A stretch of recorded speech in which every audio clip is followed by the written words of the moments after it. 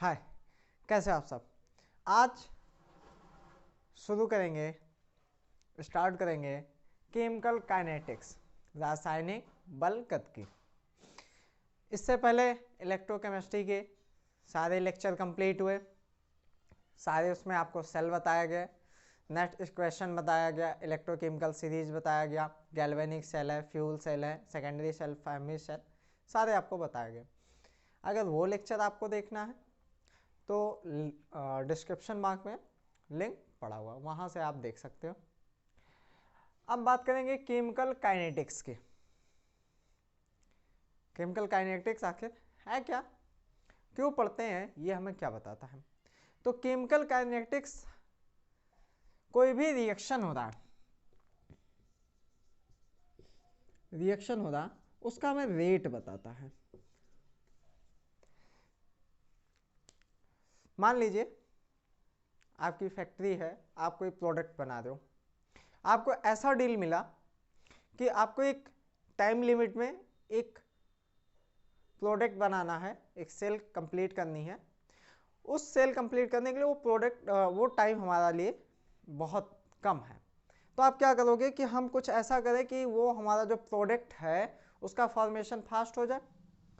तो हम क्या करें उसमें कि जो वो प्रोडक्ट है उसका फॉर्मेशन फास्ट हो जाए, हम सबस्टेंस को बढ़ा दें। तो ज़रूरी नहीं सबस्टेंस बढ़ा दें, क्योंकि बहुत से रिएक्शन जो होते हैं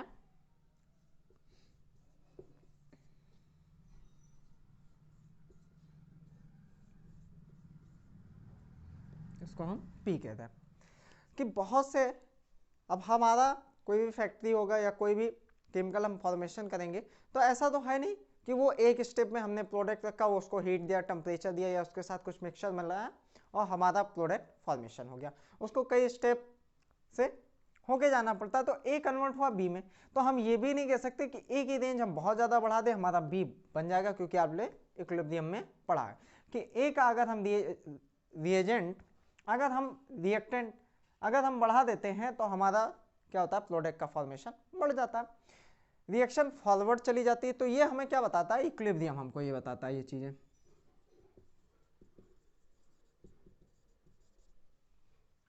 इक्विलिब्रियम, उसके अलावा कि हम वो रिएक्शन आगे जाएगा कि नहीं जाएगा, तो ये आप 11th में पढ़े हो। क्या है चैप्टर का नाम आपका, थर्मो डायनेमिक्स।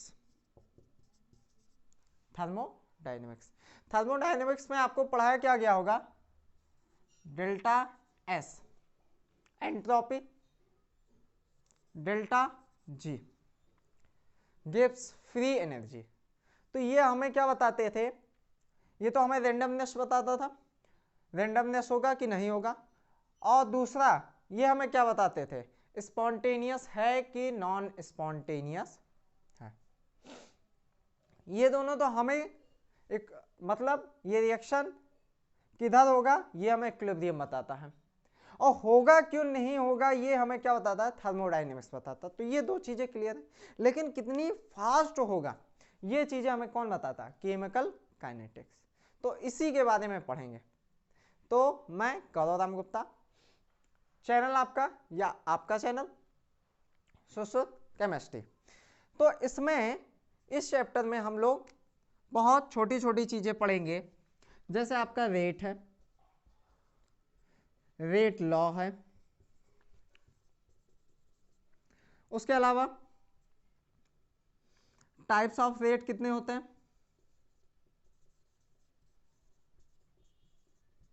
रेट की यूनिट वगैरह जानेंगे, कैसे हम शो करते हैं रेट हम जानेंगे। जैसे हमने इलेक्ट्रोकेमिस्ट्री में बताया था आपको कि वहां पे हम सेल का रिप्रेजेंटेशन कैसे करते हैं, तो वहां यहाँ पे हम बताएंगे रेट का रिप्रेजेंटेशन कैसे करते हैं। तो रिप्रेजेंटेशन हो गया आपका,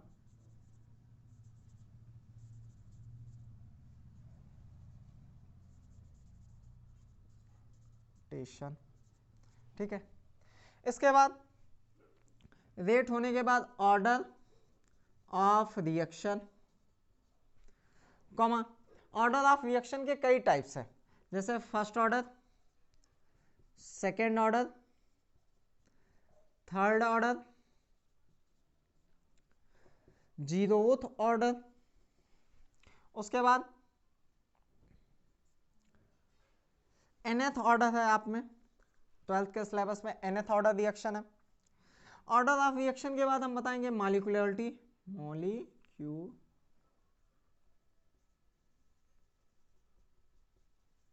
रिएक्शन की मॉलिक्यूलरिटी क्या है, ये तो सबसे आसान टॉपिक है इसका। उसके बाद मॉलिक्यूलरिटी हो गया। लाइफ टाइम, रिएक्शन की लाइफ टाइम क्या है, हाफ लाइफ टाइम। यहां पे आपको इसके ग्राफ भी साथ साथ और क्वेश्चन भी आपके साथ साथ ग्राफ विथ क्वेश्चन मिलेंगे। ऑर्डर ऑफ रिएक्शन क्या है ये भी हम जानेंगे। उसके बाद कोलिजन थ्योरी आती है, कोलिजन थ्योरी। ठीक, तो आज के लेक्चर में हम कितना कवर करेंगे, rate, rate law, types of rate, unit और रिप्रेजेंटेशन। उसके बाद ऑर्डर ऑफ अ रिएक्शन एक लेक्चर, उसमें फर्स्ट भी आपका इंक्लूड होगा, ये इतना एक लेक्चर होगा। ये second lecture with question answer with graph. Third lecture, third order का मतलब फोर्थ लेक्चर, फिर जीरोथ ऑर्डर, फिर nth ऑर्डर, ये एक में ही हम कंप्लीट करेंगे। मतलब ग्राफ क्वेश्चन आपके साथ में। मॉलिक्यूलरिटी का एक रिएक्शन होगा, लाइफ टाइम और हाफ लाइफ टाइम साथ में चलते रहेंगे। ठीक, इसके साथ साथ में अगर साथ में बताना चाहेंगे साथ में बता देंगे, और अलग से भी बताना चाहेंगे तो अलग से भी बता सकते हैं, क्योंकि बहुत अच्छा है आपका। यहाँ गलत लिख दिए। और उसके बाद कोलिजन थ्योरी है, कोलिजन थ्योरी में अभी काफ़ी आपकी थ्योरियाँ हैं, वो बताएंगे। ठीक, इतना आपको अलग अलग हम कंप्लीट कराएंगे। तो फिर से इंट्रोडक्शन, मैं गौराराम गुप्ता, आपका चैनल सुश्रुत केमिस्ट्री। चलिए स्टार्ट करते हैं।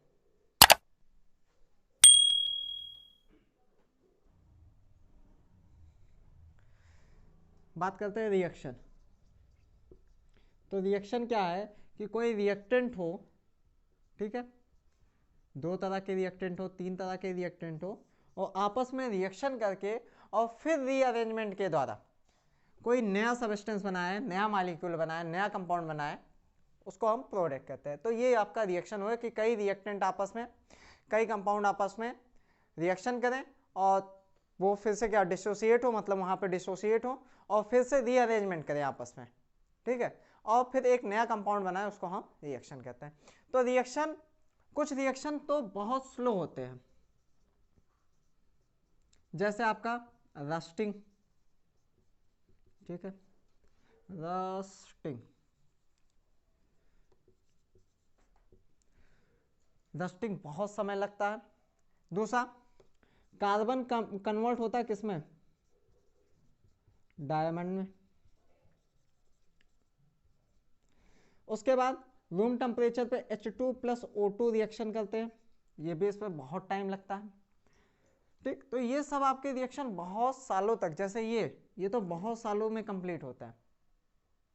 अगर नेचुरल तरीके से, नेचुरल में सॉइल के अंदर हो रहा है तो इनमें बहुत साल लगता है। कुछ रिएक्शन होते हैं फास्ट, फास्ट जितने रिएक्शन होंगे उन फास्ट रिएक्शन को क्या कहते हैं, आयनिक रिएक्शन। मतलब ज़्यादातर आयनिक रिएक्शन जो होते हैं आपके फास्ट होते हैं। मतलब जैसे हाँ, ये हो जाते हैं 10⁻³ सेकेंड में कंप्लीट हो जाते हैं आयनिक रिएक्शन जितने होते हैं। कुछ रिएक्शन होते हैं मॉडरेट, ना बहुत धीमा चलना है ना बहुत तेज चलना है। तो स्लो रिएक्शन तो स्लो ही होगा, उसमें हम करते नहीं कुछ। फास्ट रिएक्शन तेज हो ही रही, हमें ज़रूरत है नहीं।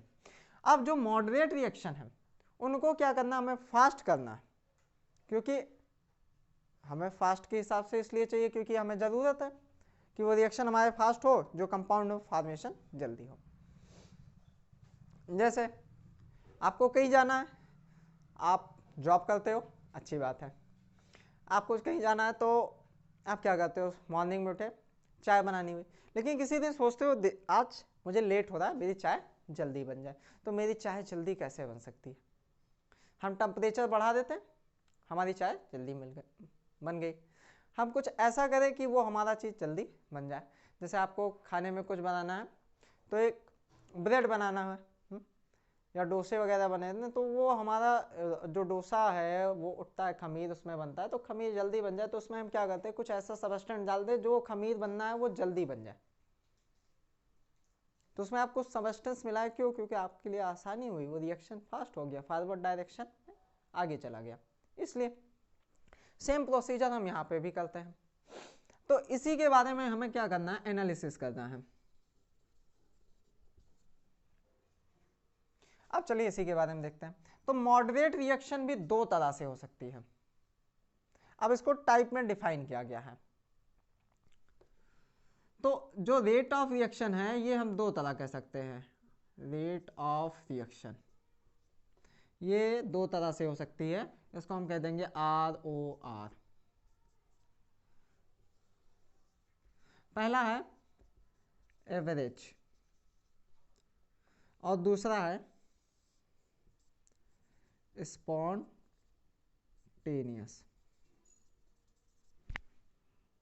नहीं, गलत हो गया, इंस्टेंटेनियस रेट, एवरेज रेट। तो एवरेज रेट हमें क्या बताता है कि हमने आज कितना वर्क किया, कल कितना वर्क किया, परसों कितना वर्क किया, अगले दिन कितना वर्क किया और उसके अगले दिन वर्क कितना किया। तो जैसे वर्क को हमने कह दिया कि आज पहले दिन हमने 5 घंटे वर्क किया, दूसरे दिन हमने 3 ही घंटे किए, तीसरे दिन हमने 2 ही घंटे किए, चौथे दिन फिर हमने 5 घंटे किए। अगर इनका हम एवरेज निकालेंगे तो कितना हो जाएगा, 4 और 5 5 10 और 3 15 15, तो 15/4, तो हमारा ये कितना आ गया,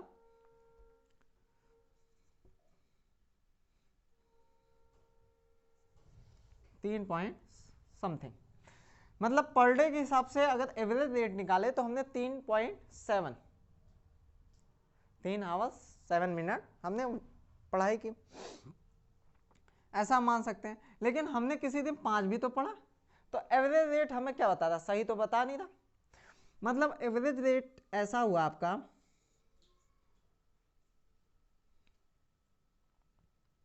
एवरेज रेट जानने से पहले हम जान लेते हैं प्रोडक्ट और रिएक्टेंट के बारे में, थोड़ा सा जान लेते हैं, थोड़ा सा पीछे फिर चलते हैं।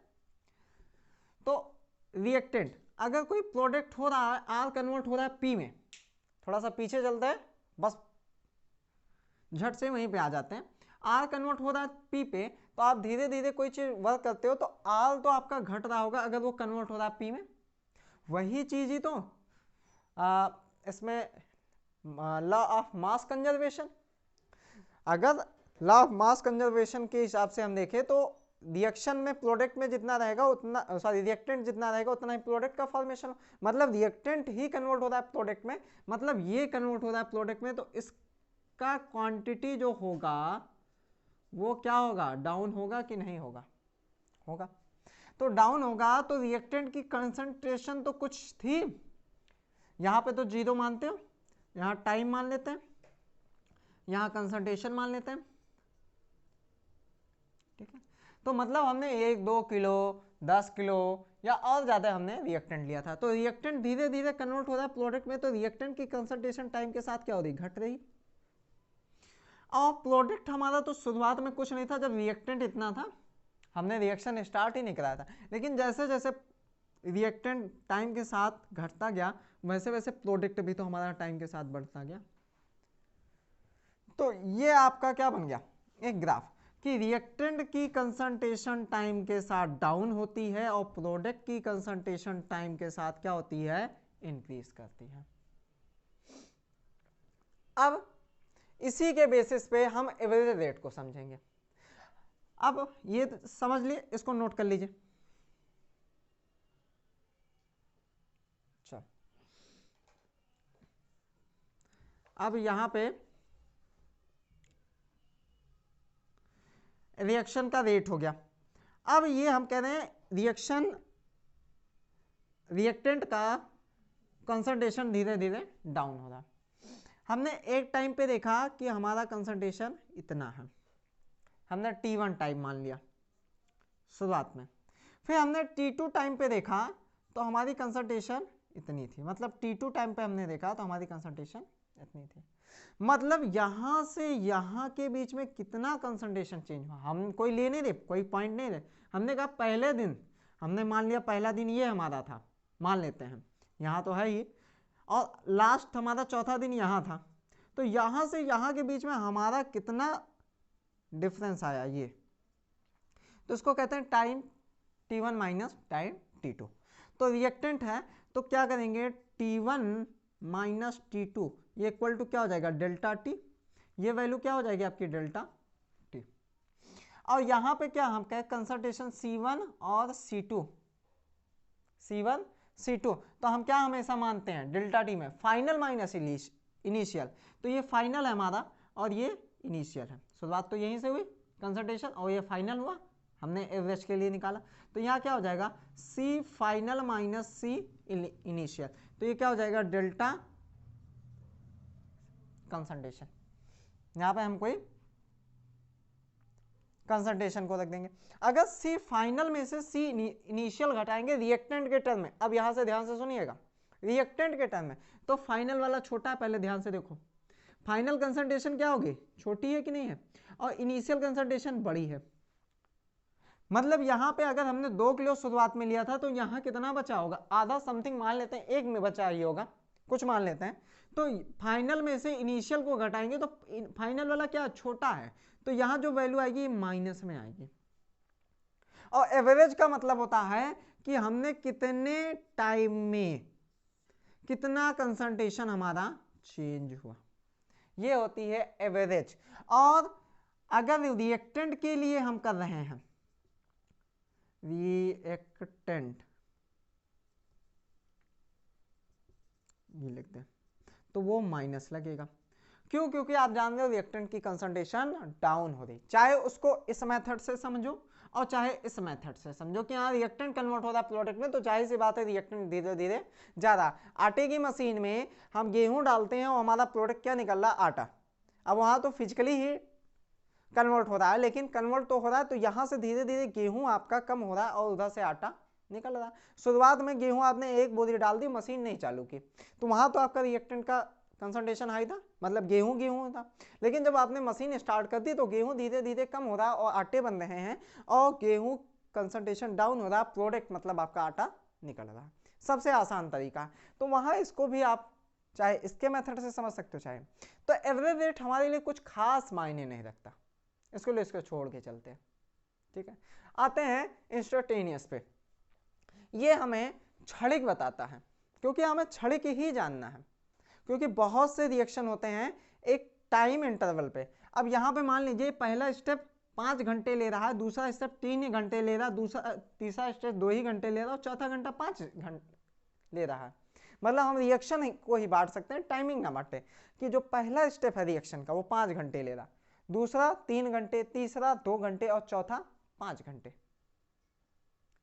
तो हम ये चाहते हैं कि तीसरा वाला ही ले, लेकिन यहाँ तो 3.7 है, एवरेज निकाला, तो ये हमारे हिसाब से तो दे दिए। अगर हम तीसरे के हम चाहते हैं सारा यही हो जाए, तो हम क्या करेंगे, एक स्पेसिफिक का क्या करते हैं, एनालिसिस करते हैं। तो यहाँ पे हम ये कहते हैं कि अगर रिएक्टेंट की कंसंट्रेशन डाउन हो रही है और इस तरह डाउन हो रही है, तो हम किसी एक स्पेसिफिक टाइम पे, ये मान लीजिए हमारा स्पेसिफिक टाइम है, यहाँ पे हम एनालिसिस करते हैं कि इस पॉइंट पे, इस कंसंट्रेशन पे और इस टाइम पे, टी यहाँ टाइम कर देते हैं, यहाँ कंसंट्रेशन कर देते हैं और यहाँ टाइम कर दिया आपका, तब हमारे प्रोडक्ट की कंसंट्रेशन या रेट क्या थी इस पॉइंट पे, तो इसको हम कहते हैं dt, क्योंकि ये बहुत छोटी वैल्यू है, एक हमने बहुत छोटे से टाइम के लिए पता करना चाहा कि इस छोटे से टाइम पे मेरी कंसंट्रेशन क्या है, तो उस पर कंसंट्रेशन भी तो छोटी सी चेंज होगी अगर छोटा सा टाइम है, तो उसको कहा जाता है d बाई dt। अगर रिएक्टेंट के टर्म में है तो माइनस, और अगर प्रोडक्ट के टर्म में है तो पॉजिटिव। अब प्रोडक्ट के टर्म में कैसे है, अगर इसके बारे में बात करें तो यहां पे हम बनाते हैं,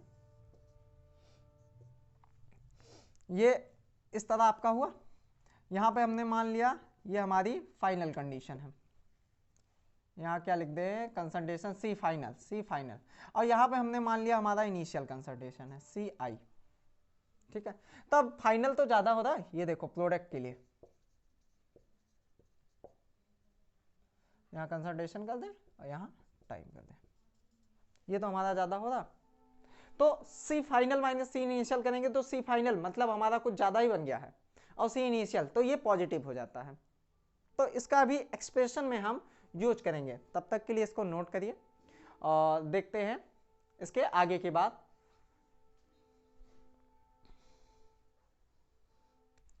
ठीक है, रेट को हम यहां लिख देते हैं चेंज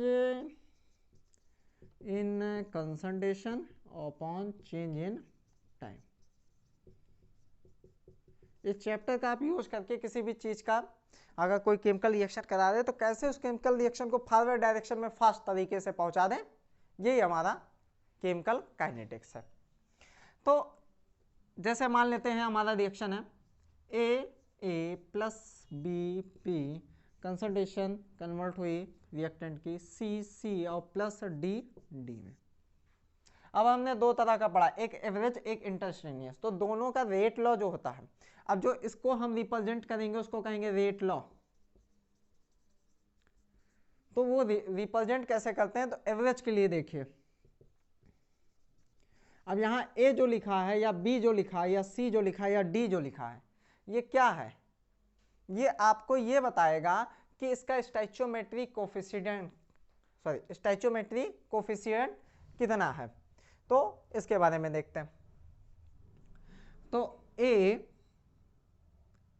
एवरेज के लिए हम equal to 1 by minus A और delta A upon delta T equal to minus 1 by B.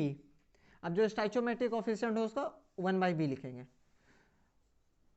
Delta B upon delta T equal to, अब प्लस में 1 by C delta C upon delta T equal to 1 by D delta D upon delta T. ये आपका हो गया average rate, ठीक है।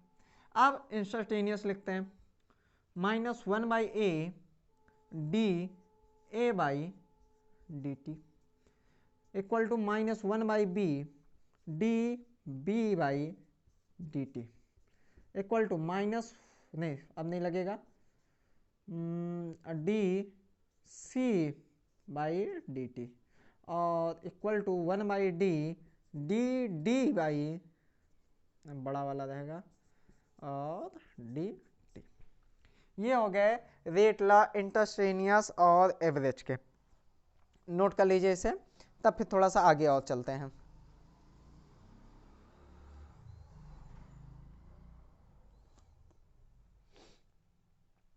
अब जो आपके रेट हैं वो दो तरह से हो सकते हैं, या रिएक्शन जो होते हैं वो दो तरह से हो सकते हैं रिएक्शन, ठीक है। एक हो सकता है आपका एलिमेंट्री और दूसरा हो सकता है कॉम्प्लेक्स। तो जितने जहां तक ऑर्गेनिक रिएक्शन होते हैं ये कॉम्प्लेक्स रिएक्शन होते हैं, कई स्टेप में हो, मेनी स्टेप, और ये होता है सिंगल स्टेप, सिंगल स्टेप। अब सिंगल स्टेप में क्या है, आप डायरेक्ट मान लीजिए ए प्लस बी कन्वर्ट हो रहे हैं पी में, तो हम यहां कहेंगे R is directly proportional to ए की पावर एन। अब एन यहाँ पे ऑर्डर ऑफ रिएक्शन है, तो ऑर्डर ऑफ रिएक्शन थोड़ा आगे चल के बात करेंगे, बस यहाँ पे अभी समझते हैं एन। अभी तो इसका स्टैचोमेट्रिक मानिए, कॉम्प्लेक्स में अभी हम ऑर्डर ऑफ रिएक्शन की बात, एन मान लिए, r is directly proportional to b की पावर एन। हम कह दिए आर डायरेक्टली प्रोपोर्शनल टू ए की पावर एन और बी की पावर एन। क्यों, क्योंकि हमने इक्विलिब्रियम में बात किया था कितना कंसंट्रेशन हम लेंगे रिएक्टेंट का कि हमारा प्रोडक्ट कन्वर्ट हो जाए, तो वही चीज हम यहाँ पे बता दी। ये सिंगल स्टेप रिएक्शन है। अभी मैं इसको दूसरे तरीके से भी समझाऊंगा। अब यहाँ पे हमने कहा x कन्वर्ट हो रहा है y में, y कन्वर्ट हो रहा है z में, ठीक है। अब इसका हम क्या करेंगे, r directly proportional to x की पावर n, यहाँ x की पावर हम y कह देते हैं, और यहाँ r directly proportional to y की पावर z। अब यहाँ जो y z लिए हैं इसको और कुछ ले लेते हैं, n1 और n2 ले लेते हैं। ये हमारे ऑर्डर ऑफ रिएक्शन है, ये दोनों क्या हैं, ऑर्डर ऑफ रिएक्शन, ठीक है। अब यहां एलिमेंट्री में क्या डिफरेंस है और कॉम्प्लेक्स रिएक्शन में, क्योंकि हम ये अलग अलग लेके चले हैं। यहां r directly proportional to x की पावर n1 और y की पावर n2।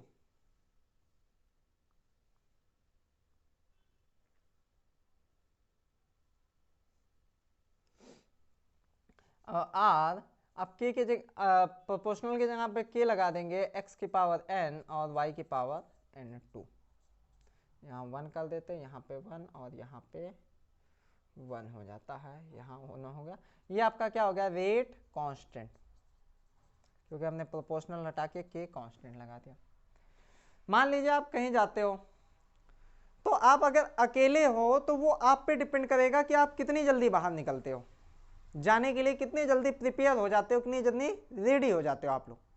तो ये एलिमेंट्री रिएक्शन है, सिंगल स्टेप रिएक्शन है, कि यहां पे डिपेंड करेगा कि ए कितना है बी कितना है, उतने पे ही प्रोडक्ट बन जाएगा। ए कितना है बी कितना है, वहां पे प्रोडक्ट बन जाएगा। ये आप पे डिपेंड करता है कि कितनी जल्दी आप रेडी होके या प्रिपेयर होके बाहर जा रहे हो। लेकिन जो कॉम्प्लेक्स रिएक्शन है, ऑर्गेनिक रिएक्शन, इसमें इंटरमीडिएट बनते हैं, तो आप कितनी भी जल्दी तैयार हो जाओ। जैसे आपको अब दूसरा एग्जांपल, यहां पे एक बनता है आरडीएस, इसको कहते हैं रेट डिटरमाइनिंग स्टेप, क्योंकि कई स्टेप है। जैसे आप पिकनिक के लिए जा रहे हो, कम से कम 8-10 लोग हैं, तो आप तो जल्दी प्रिपेयर होके बैठ गए कार में कि भाई मैं तो तैयार हो गया, मैं जल्दी पहुंचूंगा। तो ऐसा तो है नहीं कि आप जो बाकी बंदे बचे हुए हैं उनको छोड़ के आप चले जाओ, ऐसा तो है नहीं। तो डिपेंड किस पे करता है, जो लास्ट में सबसे प्रिपेयर होके आता है, जो लास्ट में सबसे प्रिपेयर होके आता है उसी पे डिपेंड करता है कि आप कितनी जल्दी जाओगे, क्योंकि वही आपको स्टार्टिंग पॉइंट है, वही आपका। आप कितनी जल्दी प्रिपेयर होते ये मायने नहीं रखता, वो लास्ट वाला बंदा कितनी जल्दी आ रहा है, जो सबसे लेट में है, वही आपके रिएक्शन को, क्योंकि जो स्लो है वही तो रिएक्शन को बताएगा। भाई हम तो स्लो हो गए, अब हम चल ही नहीं रहे हैं, रिएक्शन हमारा आगे बढ़े नहीं, तो सारी जिम्मेदारियां मेरे ऊपर जो सबसे लास्ट में है। तो सेम यहाँ पे है, कौन सा रिएक्शन आरडीएस है, आरडीएस मतलब स्लो स्टेप कौन सा है, वही आपका रेट डिटरमाइनिंग स्टेप है। तो इसीलिए कॉम्प्लेक्स रिएक्शन, ऑर्गेनिक रिएक्शन में वो रिएक्शन इन्वॉल्व होते हैं जो रेट डिटरमाइनिंग स्टेप हो, जो स्लो स्टेप हो, हम उन्हीं के बारे में ही बात करते हैं कि उनको कैसे फास्ट किया जाए। अब बात करते हैं रेट कांस्टेंट की, इसको थोड़ा सा मिटाते हैं, आप लोग नोट कर लीजिएगा पॉज करके।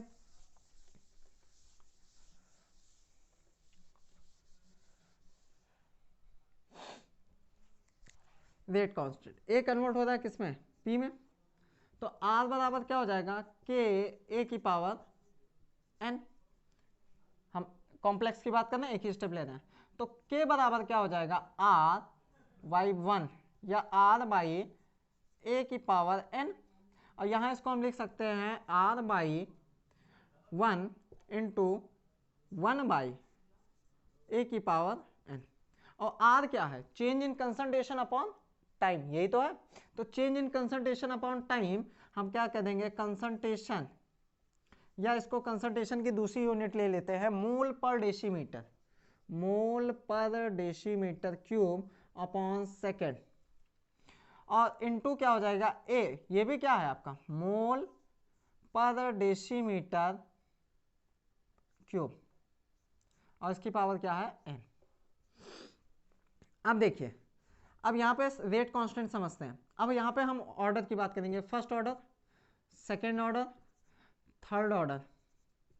अगर हम फर्स्ट ऑर्डर लेते हैं तब हमारा यूनिट क्या आता है, फर्स्ट ऑर्डर लेते हैं, अगर यहाँ पे n बराबर 1 हो जाए, मतलब a कन्वर्ट हो रहा है p में और a की जो ऑर्डर है वो 1 हो जाए। अब या तो मान लीजिए दो हैं आपके, a दो हैं, तो किसी का ऑर्डर 1 हो किसी का 0 हो, ऐसा मान लेते हैं। तो इसका 1 हो गया तो इससे ये कट गए और फर्स्ट ऑर्डर का क्या आ जाएगा, अगर हम 1 मान लेते हैं, 1 मतलब फर्स्ट ऑर्डर, तो वो हमारा क्या आ जाएगा, सेकेंड इनवर्स।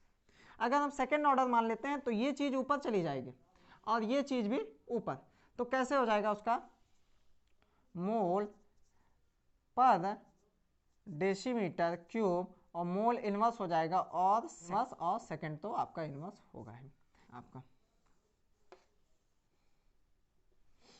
अब मान लीजिए n है और यहाँ इसकी पावर क्या है, 1 है, 1 ही तो है, तो क्या हो जाएगा इसका, अगर मान ले nth के लिए हो तो उसके लिए हम डायरेक्टली निकाल दें तो mole decimetre cube 1 minus n second inverse, ये nth के लिए है, मतलब किसी भी ऑर्डर का हम निकाल सकते हैं।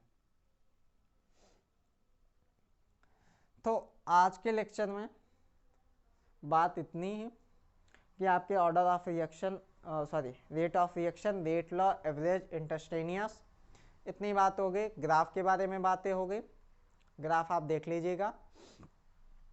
अब इसके बाद है order of reaction, direct order of reaction. तो ऑर्डर ऑफ रिएक्शन भी काफ़ी अच्छे से आपको समझा देंगे। आप लोग एक्सरसाइज करते रहिए, एक्सरसाइज करने से आपका काफ़ी फ़ायदा है। बाकी इलेक्ट्रोकेमिस्ट्री देखने के लिए डिस्क्रिप्शन में लिंक है, आप लोग वहाँ से देख लीजिएगा। तो पढ़ते रहिए, बेस्ट ऑफ लक।